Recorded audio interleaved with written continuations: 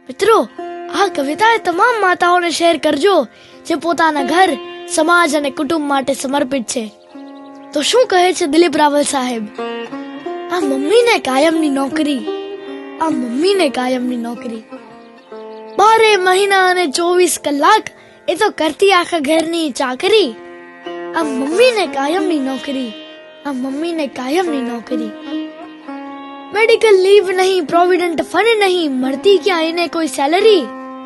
આખો દિવસ એ તો ટીચાતી જાય અને बढ़તી જાય એની કેલરી. આ મમ્મીને કાયમની નોકરી, આ મમ્મીને કાયમની નોકરી. મમ્મીનો રોલ ઘણો અઘરો છે ભાઈ. અરે, મમ્મીનો રોલ ઘણો અઘરો છે ભાઈ, અને કાયમ કસોટી છે આકરી. આ મમ્મીને કાયમની નોકરી, આ મમ્મીને કાયમની નોકરી. આમ તો કોઈ નોકરીમાં એક બોસ હોય, અહીં મમ્મીને ઘણા બધા બોસ. આમ તો કોઈ નોકરીમાં એક બોસ હોય, અહીં મમ્મીને ઘણા બધા બોસ. એક પછી એક હુકમ છોડતા જાય, પણ એનો ઓછો ન થાય કદી જોશ.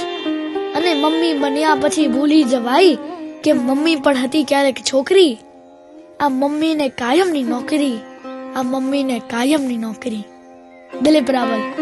Happy women's day.